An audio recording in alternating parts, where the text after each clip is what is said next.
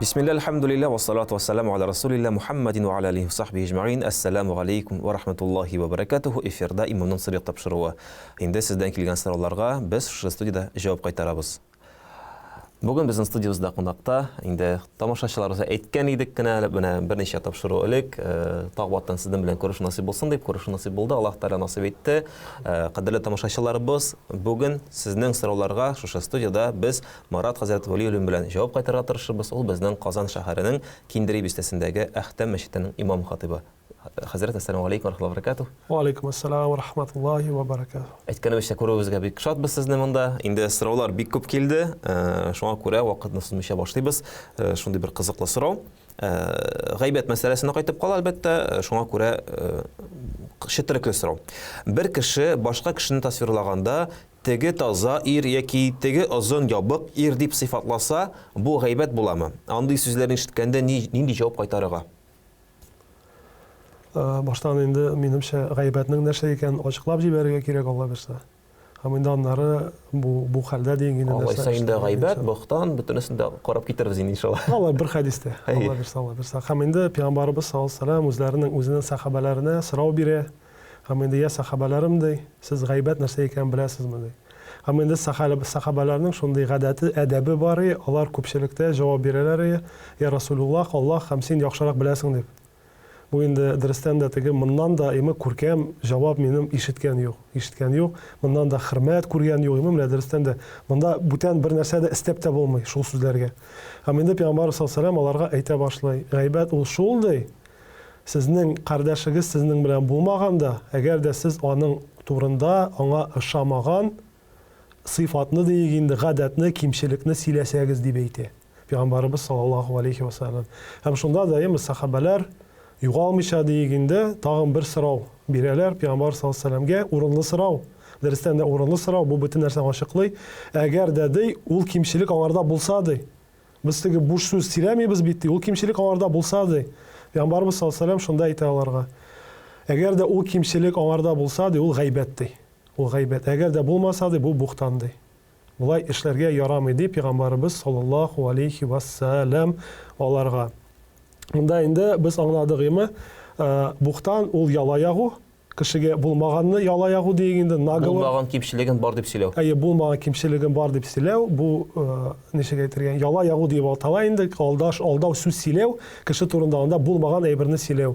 Инде гайбәт бу булганы сөйләү, нәрсәне ышамый, булган әйберне сөйләү, нәрсә аңа ышамый. Шуңа күрә инде Пәйгамбәрбез саллаллаху алейхи ва саллям ике төр сөйләүне дә тыйган. Һәм инде икесе дә гынахка керә дип безгә ирештергән, безгә әйткән Пәйгамбәрбез саллаллаху алейхи ва саллям. Һәм инде менә бу хадис ул бик хикмәтле, бик нечкә, һәм инде аның шул бер-ике сүзенә генә таянып аны тасвирламыйлар, аны инде гомумән галимнәр ничек аңлаталар. Менә монда инде беренче сорауга җавап ярыймы шул рәвештә кеше турында тасвирларга. Тасвирларга дигәнне инде без аңлыйбыз. Бу инде аңлатырга, әйтергә генә түгел, аңлатырга, аңламый, һәм аннары кулланып буламы дигән бу. Һәм инде галимнәр әйтә була диләр. Мәсәлән, бик озак аңлаткач, инде бөтен сыйфатларын дигәндә, күркәм сыйфатларын сөйләп чыккач, инде яшәгән урыннарын, туган урыннарын, яшьләрен, нәрсәләрен, әгәр дә кеше аңламаса, мәсәлән, теге озын кылаклы малай дип әйтеп була. Ләкин монда бер тегәл шарт бар. Бу мыскыллау булырга тиеш түгел. Бер тик мыскыллауда. Теге әнә теге кылаклы малай дип әйтү түгел, менә аның кылагы әзрәк зуррак, бәлкем искә төшерәсең дип алай әйтеп була. Кабатлый монда бер тегәл шарт, менә Пәйгамбәрбез саллаллаху алейхи ва саллям әйтте бит, ышамаган, аңа ул булмаганда ышамаган. Мәсәлән, без әгәр дә бер-беребез турында сөйләгәндә, менә безне кеше эзли әҗәт кайтарырга. Булай ягъната тегеләй Белмей кеше аңламый. Һәм шул вакытта без үпкәләмәбез дип уйлыйм, әгәр дә менә аның кылагы озын дип әйтсә, мыскылламыйча, ул безне шул сәбәпле тапса, бер начарлык булмас дип уйлыйм. Шуңа күрә инде әгәр дә без беренчедән шул сүзләрдән башларга тиеш түгел.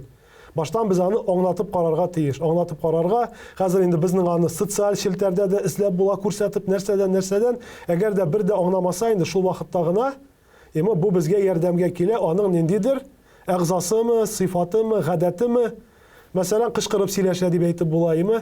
Менә ул кеше булай бернинди начарлык та юк бер яктан, бөтен кеше ишетә, икенче яктан ул кешегә шулай әйткән ышамаска мөмкин. Ләкин инде бөтен яктан аңлаткач, әгәр дә кеше аңламый икән, менә әле тегем кычкырып сөйләшә торган малай дисәң, ул аңласа, ул вакытта бер начарлык та юк, әгәр дә син аны мыскыллап, теге тәнең белән күрсәтмәсәң, теге йөзең белән күрсәтмәсәң, бер тиктә мыскыллау булмаса, бу әйбер рөхсәт булып тора динебезнең күзлегеннән. Бу әйбер рөхсәт шул чакта гына. Шуңа күрә моны тегәл рөхсәт дип әйтеп булмый, һәм тыелган дип әйтеп булмый. Әгәр дә рөхсәт икән, үз шартлары бар, әгәр дә тыелган икән, үз шартлары бар. Һәм инде менә Аллаһның рәхмәте белән бу шартларны санап чыктык, һәм инде Алла бирсә куллансак та, инде теге үтенеч дигәндәйме, һәм өметләнәм, без аны шул рәвештә генә кулланырбыз дип Алла бирсә, Аллаһның рәхмәте белән. Менә җавапларда гадәттә шундый икенче бер темага күчү дигән әйбер бар инде. Менә сез әйтеп алдыгыз, кышкырып сөйләшә торган кеше тәнебез белән, сүзебез белән күрсәтмичә дип әйттегез. Шунда бер ни килеп алды башыма фикер, мәсәлән, пародия дигән әйбер бар бит. Гадәттә инде пародияны җиңелрәк күрсәтергә, менә шундый очрак вакытта берәр кешенең теге я борын белән сөйләшә, я былайрак сөйләшә, я тегелә сөйләшә, һәм без инде пародия вакытында нәкъ шулай эшлибез дә, шул кешене пародия күрсәтәбез. Динебездә гомумән пародия дигән әйбер рөхсәт ителәме? Чөнки бүгенге көндә татар эстрадасында да пародия күрсәтүләр бик күп. Ул гомумән ярыймы, рөхсәт ителәме? Менә инде кабатланам, моңа җавап бирдем шикелле уйнадым, мыскыллап ярамый. Менә мыскыллау рәвешендә, мәсәлән, син дөрестән дә спектакльдәме, нәрсәдәме, мәсәлән, ниндидер авыл халкын күрсәтәсең, ләкин син аны мыскыллау ягыннан күрсәтү тыелган, ул ярамый. Без гадәттә пародияны күрсәтәбез кеше халык көлсен өчен. Пәйгамбәрбез саллаллаһу алейһи ва саллям, ул әгәр дә шаяртса да, ул ниндидер тегәл кешене теге мыскыллап шаяртмаган, мәсәлән, нәрсәдер шаяртырлык сүз әйтә торган булган, ләкин алай кулланмаган. Бу инде без Пәйгамбәрбез саллаллаһу алейһи ва саллям ничек эшләгәнен күрсәтәбез. Менә шуңа күрә инде безгә аныңча эшләргә хәерлерәк инде, нәрсә дисәк тә. Чөнки әйткәнебезчә, бүгенге көндә кемдер шул пародия күрсәтеп, кеше көлдереп акча эшләп йөри. Кәсеп инде ни өчен генә чиккәнмасын, кәсебез хәләл булса иде, иншалла. Менә шуңа күрә тагын әзрәк нишләтим әле, безнең бит дин ул ак белән кара гына түгел, хәзер мәгънәсен аңлатамыймы? Монда әле яшеле дә, кызылы да бар, харам бар, макрух танзихи, макрух тахрими. Менә шуңа күрә без килеп теге сорарга, менә харам ул хәләлме дип кенә тиеш түгел. Бу дөрес хәл түгел. Кырт кисе юк. Әйе, без инде сорыйбыз, булай эшләү хәерлеме, яхшымы, әллә юкмы, менә нечкәлекләренә кереп, булай түгел, мәсәлән, булай ярыймы, син аңлата башлыйсың, кардәш, кара әле, булай менә пәйгамбәрсә булай эшлә, юк, син миңа әйт әйдә, хәләлме, хараммы, менә булды, кисеп ат. Тагын кабатлый башлыйсың, юк, мин сиңа андый сорау бирмәдем бит. Син аны бит инде теге сакларга тырышасың, якларга тырышасың дигәндә, нишләтергә тырышасың, хуснузан аң турында яхшы уйларга тырышасың бит, булдырырга, юк бит, бары үзе кисеп ата. Менә шуңа күрә моңа килгәндә дә, әгәр дә кешене мыскыллап күрсәтергә, бу хәерле эшләрдән түгел, нәрсә дисәк тә. Аннасы тагын шундай гына сорау, күп очракта әлбәттә ул теге рөхсәт белән барадыр инде, ләкин рөхсәт сорамыйча, мәсәлән, шул кешенең рөхсәтен сорамыйча, аның пародиясын күрсәтергә ярыймы халыкка? Әлбәттә күп очракта инде ул, мәсәлән, мин синең пародияңны күрсәтсәм ярыймы халыкка чыгып дип рөхсәт алып эшлиләрдер инде, Алла бирсә, ләкин рөхсәтсез ярыймы икән? Монда да инде менә мәсәлән, минемчә, мин ничек күрәм, мин ничек уйлыйм, әгәр дә инде мыскыллау рәвешендә күрсәтмәсә, әгәр дә ниндидер хәерле гамәлгә эндәсә, мәсәлән, я безнең бар бит пародия дигәндә, чакыралар, мәсәлән, әйдәгез, табигатьне саклыйбыз. Һәм менә теге кеше шикелле әйтәләр. Ул бит аны мыскыллар өчен дә әйтми. Теге кеше шикелле әйтә. Һәм инде кешеләр көлә башлый. Эй, ты всё время как он говоришь, ты тегерәй булай. Бу мыскыллау. Менә шул вакытта, мәсәлән, табигать сакларга, нишләргә, алай эндәсәң, мәсәлән, менә без диндә бит инде Пәйгамбәрбез саллаллаһу алейһи сүзләрен әйтәбез. Biz bit аңардан сорап тормыйбыз, ярыймы, ярамыймы дигән яхшылыкка эндибез. Пәйгамбәр саллаллаһу алейһи рәхмәте белән яхшылыкка гына эндәде. Сахабаларның нидер гадәтләрен неме сөйлибез бер-беребезгә. Менә дин күзлегеннән, безнең дин күзлегеннән, әгәр дә яхшылыкны сөйлисең, яхшылыкка эндисең, яхшылыкны кабатлыйсың, монда бернинди начарлык та юк. Иншалла шулай булсын да. Шуннан да кызыклы сорау булып чыкты һәм әле бик күптәге калган сорауларга юл ачып җибәрде. Тамашачыларыбызга да кызык булгандыр. Шулай ук үзегезнең шушындый төр сорауларыгыз бар икән, яки тагын бер торган сорау бар икән, яки инде һөнәр ягыннан бигрәк тә без бүгенге көндә кәсеп итәбез, кәсеп хәләл булырга тиеш. Шуңа күрә инде әгәр дә үзегезнең кәсебегездә шикләнәсез икән, әлбәттә алар турында языгыз. Менә шушылай төбенә төшенеп инде аларны вакларга, аларга җавап кайтарырга тырышабыз иншалла. Алдагы сорауга күчәбез. Бусы инде фикх мәсьәләсе тәһарәт турында. Кайчак краннан тутык су ага. Бу су белән тәһарәтләнеп буламы дигән. Бу су белән тәһарәтләнеп була. Бу инде әз генә тез кергән су дигән диме.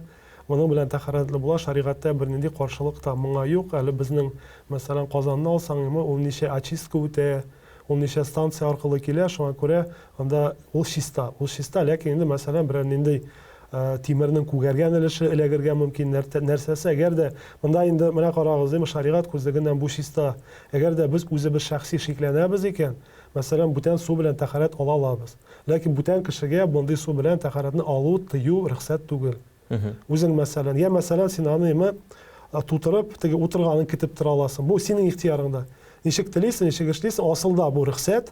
Ләкин әгәр дә син мәсәлән шигең бар, нәрсәң бар, бүтән кешене шикләндермичә, үзең генә барып мәсәлән безнең теге ваминнар, нәрсәләр бар, су алып кайтып 5 литр идә юк мәсәлән бүтән су, аның белән тәһарәт алсаң була. Монда бернинди нәрсә дә юк. Ләкин инде әйтәм бит, әгәр дә инде юк икән бүтән су нәрсә, теге ага шундый су, аның белән тәһарәт алырлык. Я мәсәлән агызганда аны көтеп торып була, бәлкем ул бетер. Ул төрле сәбәпләр кулланырга. Инде бу сорауга да җавап кайтарамыз дип өметләнәбез. Шуннан да фикх мәсьәләсе бик шундый нечкә мәсьәләләр, ничек кенә булмасын, һәм инде хәзрәтебезгә тагын бер фикх мәсьәләсе. Безгә шундый сорау биргәннәр сөрмә турында.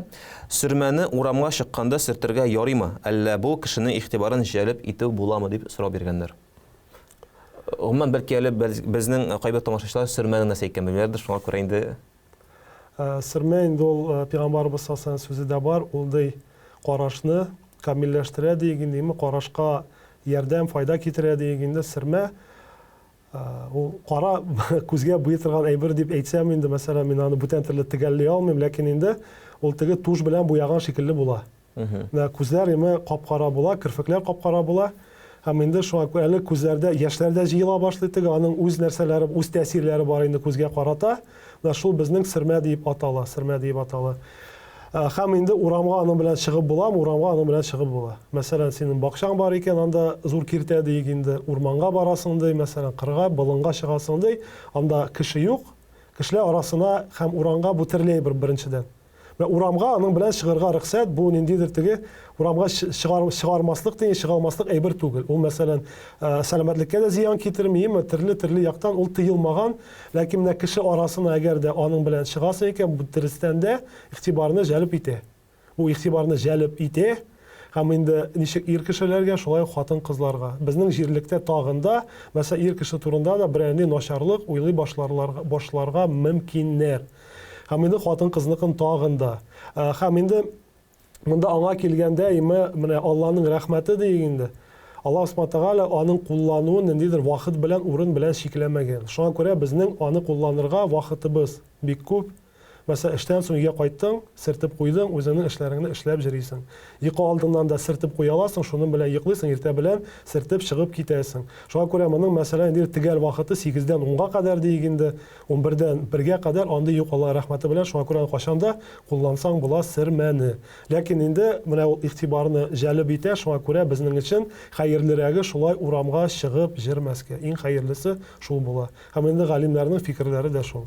Бәлкем без ниндидер җирлектә торсак, каядыр Сәүд Гарабистанда я кая, анда сыртып чыксак, бәлкем бер нәрсә начарлыгы булмас иде.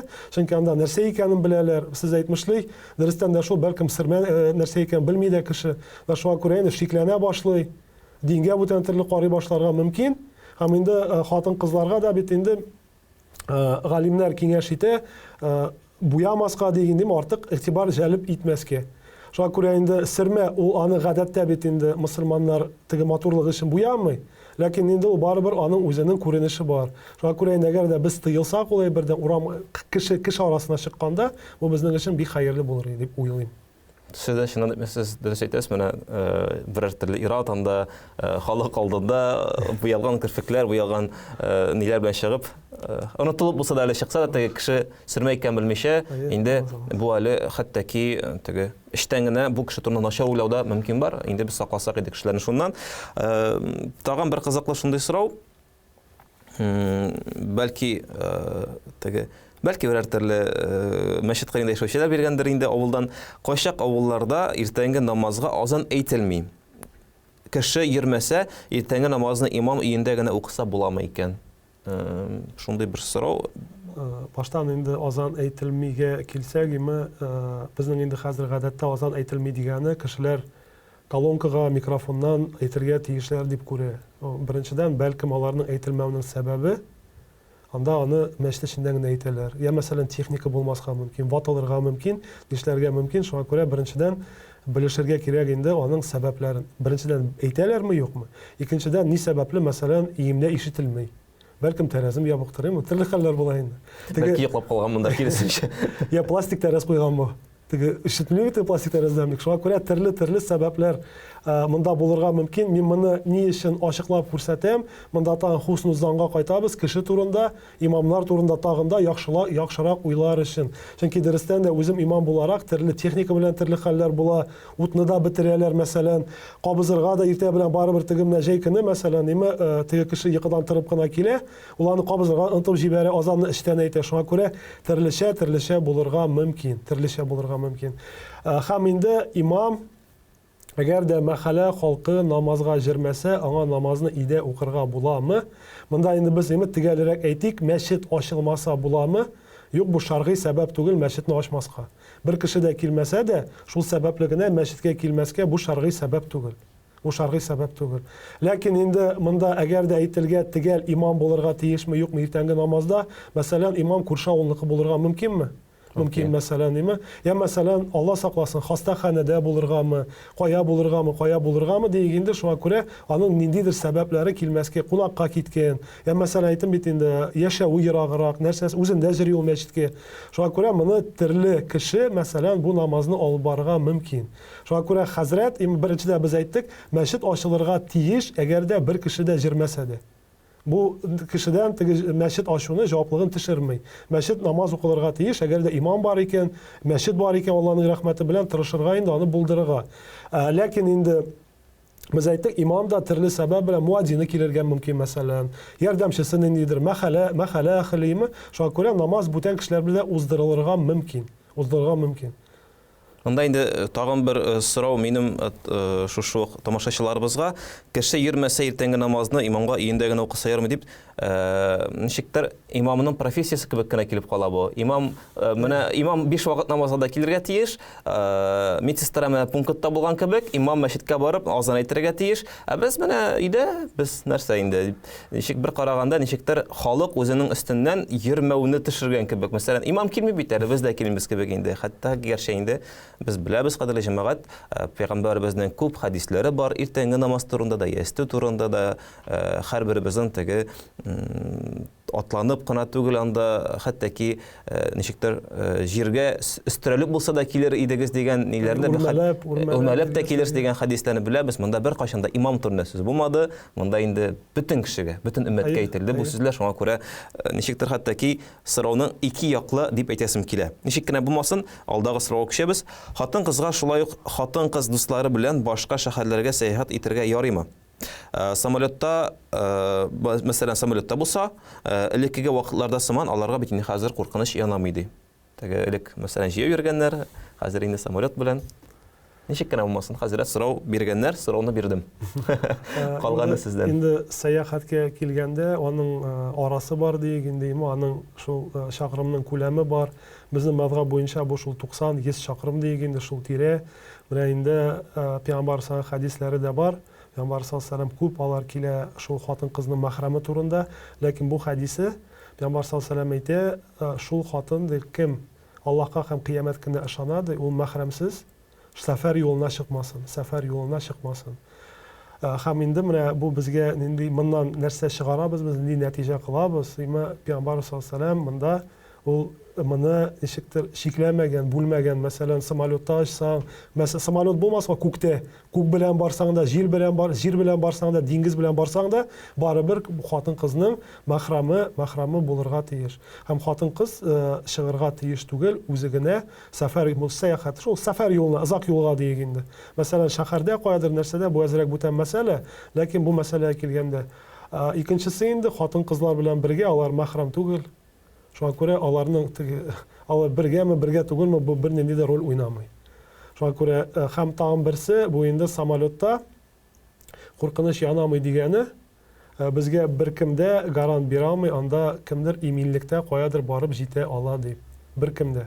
Җирдәме ул, күктәме ул, диңгездәме ул, каямы ул. Шуңа күрә безнең динебез дә гарантия бирми, мәсәлән, анда утырып барсаң, бу инде иң асылы дибез. Һәм инде андагы бер кеше дә, ничек әйтергә инде, анда әле маркетинг соравы бар иде, ахыры тагын күреп алдым мин.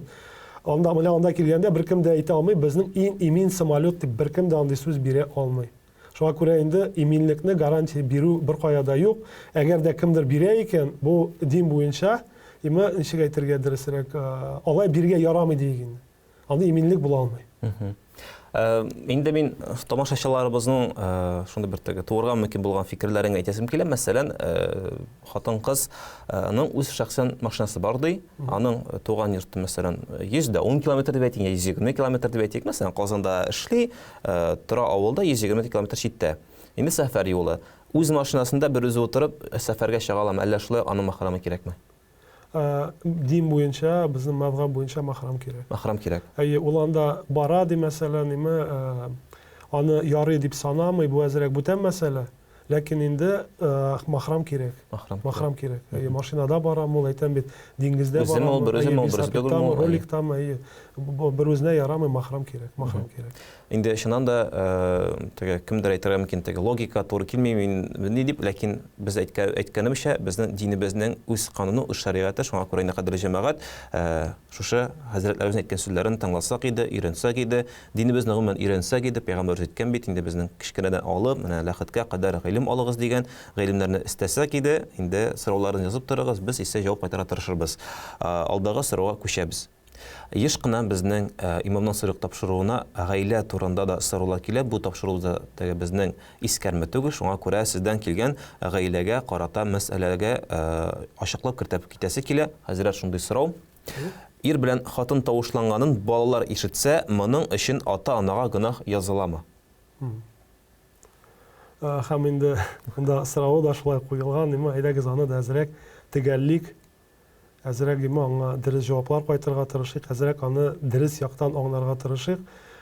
Минемчә, мәсәлән, бу кешенең соравы ничек тора дигән, ничек булырга тиеш бу сорау, гынахы буламы юкмы, алай ярыймы юкмы, менә ул дөрес хәлме юкмы диндә.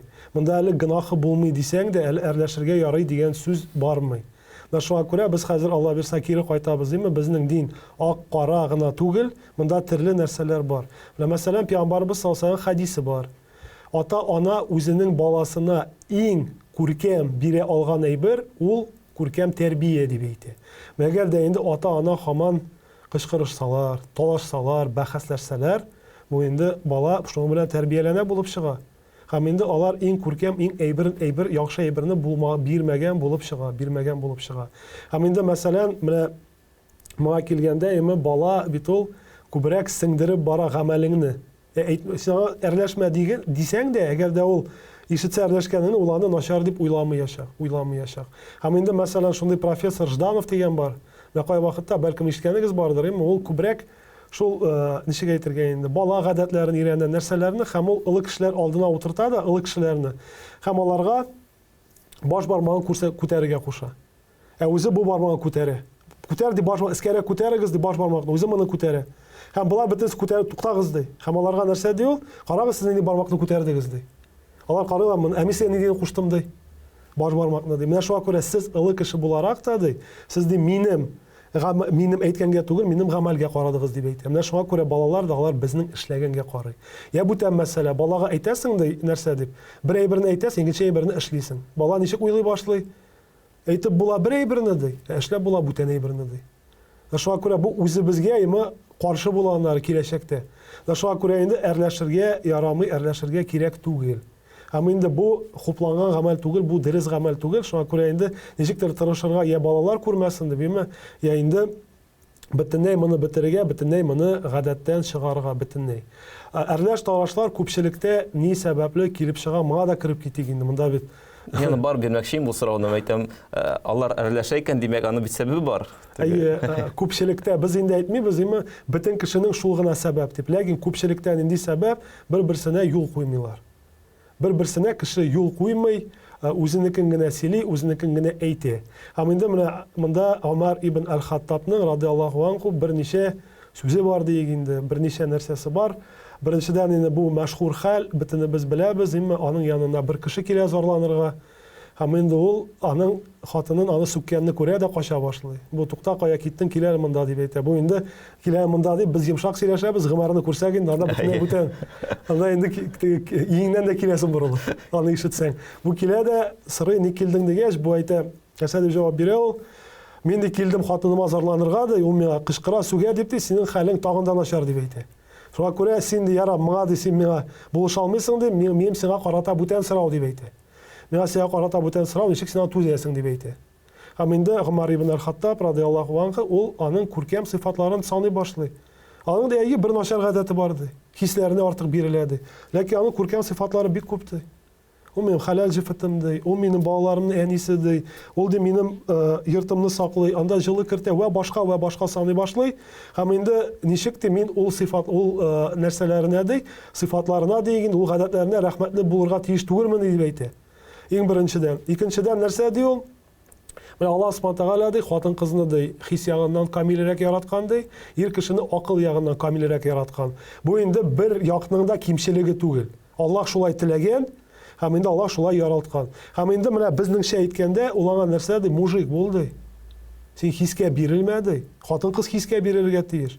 Мужик булды, уйлады, аның янына чыгып киткәнче син балаларың бар, син аңа карата вәгъдәң бар, синең нәрсәң бар, шулай уйлап кара ди баштан. Тагын бер сүзе бар аның, монда да тегәлрәк, менә мин шуны табам монда, менә мужик бул дигән, будь мужиком, урыс әйтмешли. Не будь женщиной. Вот менә шундый ситуацияларда. Шул сәбәпле әгәр дә ул да хискә бирелсә, мин дә хискә бирелсәм, нәрсә булады аннары? Алар кырын тау булмый дигәндә, бу аны тигенчә әйтәм, бетереп тә алмаганда икесе акырып җирсә, берсе туктамаса.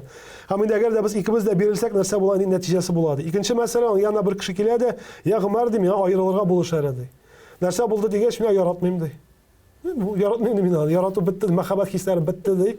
Һәм Гомәр ибн Аль-Хаттаб аны инде әйбәтләп шелтәләй, шуның өчен генә кеше тора мәллә ди. Bütün гаиләләрдә мәхәббәт кенә бармы ди, тегеләй булай. Һәм иң ахырда әйтә, син ди мужик булды. Ул хатын кыз ди, бүген люблю, иртәгә не люблю ди. Хисләргә бирелеп.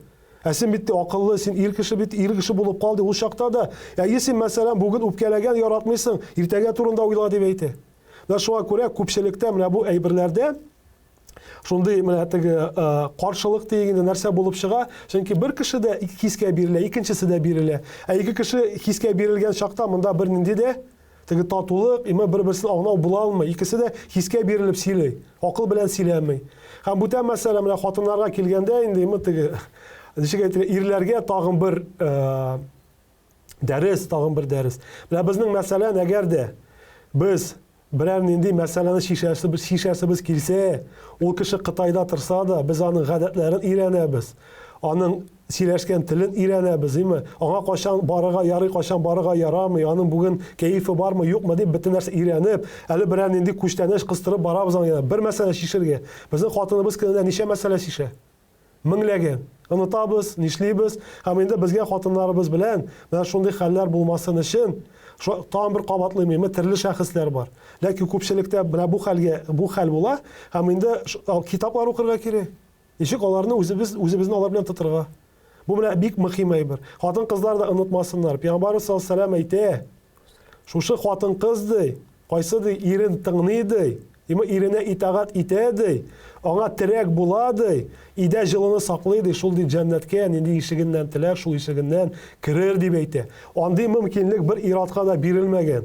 Ул нинди генә аулия кем булса да, ул үзе теләгән ишектән керә алмый. Хатын кызга шундый мөмкинчелек бирелгән. Ул мәсәлән җәннәт янына узганда да, бу ишеккә кермим дип киләсе ишеккә барырга мөмкин. Шуңа күрә Алланың рәхмәте. Инде без бик шундый акрын гына үтеп керәбез икенче бер сорауга, ләкин шулай ук менә кайтып кала инде гаилә мәсьәләсенә һәм акча эшләү мәсьәләсенә. Безгә бер тамашачыбыз булай дип яза: "Ирем акча эшләми, эшләсә дә гаилә безгә җитми. Миңа үземә барысында тартырга туры килә. Бу чиракта ни эшләргә? Кешене гаепләргә ислам буенча ярамый бит." Менә әйдәгез, беренче өлешен алабыз һәм актыгы өлешен, ахыргы өлешен, менә шуларга баштан җавап бирәбез. Минем ирем эшләми ди. Асылда ислам дине буенча тәэмин итүче ул ир кеше. Һәм нинди генә хәлдә булса да дигәндеме, бу сугыш вакытымы, әгәр дә ул җирлектә булса да нәрсә вакытымы, бу кешенең өстеннән тәэмин итү төшмәй. Ир кешедән тәэмин итү төшмәй. Әгәр дә ул хатыны белән килешү төзесә дә, мәсәлән, ул бала белән утыра, хатыны эшләп җыри, мәсәлән, үз бизнесы бар, үз кәсебе бар, хәләл, ул вакытта да ир кешедән барыбер тәэмин итү төшмәй. Ул барыбер тәэмин итү ир өстендә булып тора. Менә монда безгә җавап килде, җавап таптык, соңгы өлешенә гаепләргә ярамый бит. Бу чакта аңа әйтергә ярый. Һәм аны да, мәсәлән, син эшләмисең, нәрсә дип матур гына инде хикмәт белән теге туздырып түгел, әхсин мондый тегенди. Теге алдагы сорауга кайтмыйча, теге тавышланмыйча гына. Теге нишләмичә, туздырып, нишләтеп түгел, матур гына, җайлап кына, ул вакытта гына кеше әле ымтылырга, тыңнарга мөмкин, менә шулай моны шишергә. Хатын кызның иренә ник эшләмисең дип матур итеп әйтергә хакы бар. Бу теге ниндидер, ничек әйтергә инде, бу гаепләү дә түгел, бу хак. Бу хак, алай әйтергә ярый, алай теге аны кисәтергә түгел инде, син моны дип, юк, матур иттереп, тегеләй булай, менә син бит эшләргә тиеш. Ямаса үзе әйтә алмаса, бара туганнарына, абыйларын сүзе үтми ике әтияниләренә, ләкин таба инде кемнең сүзе аңа карата үтә. Бу иң теге җиңел чаралар, иң беренче чаралар менә теге ничек зурга җибәрмичә, матур гына шишеп карарга дигән. Күп вакытта бу әйберләрне куллангач, шишелә. Тагын безнең анда безнең икенче өлеше бар иде. Бу очракта мин үзем тартып барырга туры килә ди. Bütün мәсьәләне, ягъни теге тәэмин итү мәсьәләсен миңа бу очракта нәрсәгә дип әйтә. Анда тагын бер өлеше бар, әле безгә җитми дигәне. Моны да ачыклап китик. Эшләсә дә гаилә безгә җитми дигән өлеше бар иде. Җитми дигәнгә дә кирип китик инде, Алла бирсә, яме. Менә җитми дигәнне без ничек карарга тиеш? Мәсәлән, ир кеше ислам буенча гаиләсен яшәү урыны белән тәэмин итәргә тиеш. Ләкин дин шарт куймый, ул үзенеке булуы. Арендага ала, мәсәлән, әти-әнисенә алып кайта ала, теге бу инде кешенең үз мөнәсәбәте, анда кирмибез. Ничек уйлый, ничек эшли, ничек. Менә бу шарт, булдыру шарт, үзенеке булу шарт түгел. Әгәр дә ул булдырган икән, яшәргә урыннары бар, үзен анда ничек әйтергә, кешечә тотала, әзерли, ашый, җыри, теге азатлыкта ул үзенә карата, һәм инде ул вакытта ул бу нәрсәне тәэмин итүнең бу өлешен үтәде. Алайса минесен бүлдереп кенә соравына бирәм. Әгәр дә шуннан да кем авылдан, мәсәлән, төп нигездән китеп, төп нигезендә менә нигезе бар, йорты бар, Казанда, мәсәлән, Казан дип әйтәбез, без Казанда бит, шуңа күрә инде шулай теге. Гомум әйтәм инде, Калага килделәр ди, шәһәргә килделәр ди, һәм мәсәлән, хәләл җифет әйтә, менә безнең торыр урын юк ди, син мине теге торыр урын тәэмин итмәде ди, һәм әгәр дә ират әйтә икән, әйдә киттек авылга, минем йортым бар, шунда торабыз дип әйтсә, хатыны тыңлап кайтып китәргә тиеш малайса. Менә минем йортым бар, мин сине анда тәэмин итәм, рәхәтләндереп, монда мөмкинлек юк дип әйтсә. Менә карагыз, иң беренче. Авыр тема, ләкин шулай да. Юк, тема бик кызыклы. Бик кызыклы. Монда карагыз, беренчедән инде менә бу тәэмин итүгә кергәндә хатынының хакы бар. Әйдә, кадерлем, квартира алыйк әле дип сорап җиргә. Хакы бар. Ләкин иратның әйтәм, тәэмин итү өлеше бу булдыру яшәр урынын. Монда инде әгәр дә ире шулай ничек әйтергә тәкъдим итә икән, инде хатыны ничек әйтергә кайтып китергә димәгән, монда баштан сөйләшәләр, мәсәлән, я син итәгать буласың, мәсәлән, аренда алган квартирага я кайтып китәбез ди. Менә шунда инде ипотека кермәскә, мәсәлән, шуңа әйтәм инде. Юк, ипотека кермәс, юк, әйтәм, арендага ала бит, кайдар яши бит ул хәзерге вакытта. Хатыны үзе безнеке булсын ди, мәсәлән, аның бу теләге, бу дингә каршы бу гынах түгел. Үз йортың теләү, теп йорт теләү, бу бик яхшы. Һәм без шуңа ымтылырга, тырышырга тиеш барыбер. Чөнки бу нигез, син анда үзеңне барыбер җиктер яхшырак хис итәсең. Хатын-кызга бөтенләй дә үз кухнясы булу, үз нәрсәсе булу, бу бик теге нәрсә дөрестән дә. Теге ничек әйтергә инде? Урысча әйткәндә, это самая основа хороших отношений дигән. Дим аларга менә шулай асылы бу. Яхшы шул теге элемтәнең араның асылы. Һәм шуңа күрә инде менә монда сез юк ир кеше әйтә ала, мин сине әйе менә теге шаригать буенча үземдә генә тәэмин итә алам. Менә тәэмин итә алам, мәсәлән, тегез. Менә монда инде алар килешергә мөмкин, монда кайтып китергә димәгән, мәсәлән, яхшы эше дә бар, нәрсәсе дә бар. Монда инде бүтән төрле ничектер алар үзара сөйләшеп, нишләп инде калырга булалар. Я мәсәлән, общежитиедә бүлмә алып торалар. Менә аңа бар әле квартирага юк. Беренче ире дә тырыша инде үзенә карата. Һәм юк әйтәм, монда киемнәрне, әйберләрне алып кайтырга димәгән әле бүтән ниндидер шартларга килешергә мөмкин.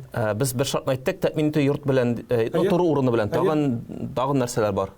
Монда тагын нәрсәләр керә. Монда иң азы бер сезонга кием булырга тиеш хатын-кызның киеп җөрергә. Теге аяк киеме дә керә, монда өстенә дә, нәрсәсенә дә инде гаврат каплана торган нәрсә түгел, теге минимум калдым дип алай кытылып булмыймы? Теге гаврат капланган булырга тиеш. Ризыкка килгәндә иң азы ул үзе хәтлек, үзенә менә ничек тәэмин итә ашата, шулай хатынын да ашатырга тиеш. Ләкин инде менә без монда сөйләшәбез шәргый тәэмингә, һәм инде монда теге мәхәббәткә таянып, гадәткә таянып ашауга. Менә шәргый яктан, мәсәлән, безнең җирлектә үсми икән ниндидер әйбер. Мәсәлән, ул синнән аны сораса дигәндәме, ул монда булмаса бездә, синең өстеңдә гынах юк, син ул әйберне тәэмин итмәгән дип саналмыйсың, чөнки ул бездә юк. Шуңа күрә мәсәлән, юк, әлбәттә инде син кибет тулы булса, рәхәтләнеп син алып кайтасың, инде капчыкларын тотып. Шуңа күрә тәэмин итүгә ашату керә, ләкин әле бу ашатуга әле ул бөтен теләгән әйберне ашату түгел. Урысча каприз. Әйе, менә капризларны үтәү түгел, булай син аларны ашатып торырга тиеш. Шулай ук инде теге юрганнарга, нәрсәләргә килгәндә, теге зубной паста нәрсә килгәндә, булар бөтенесе булырга тиеш. Тормыш өчен нәрсә кирәк? Иң азы булса да син ир кеше булдырырга тиеш. Шуннан да бу бик зур тема, әйтәгез әле, әгәр дә менә шушы темада кызык киткәнсез икән, тамашачыларыбыз, менә кызыксынып киттегез, уянып киттегез. Туктале, бу бит безнең темабыз, менә ирем киләле, менә тыңлап тора әле, хәзрәт нәрсә сөйли дип теге бергә утырып, тагын менә сорауларыгызны языгыз. Инде иншалла бүген безнең кызганычка эфирбыз вакыты тамамланды, шуңа күрә бүгенгә саубуллашабыз, ләкин сездән сораулар көтеп калабыз.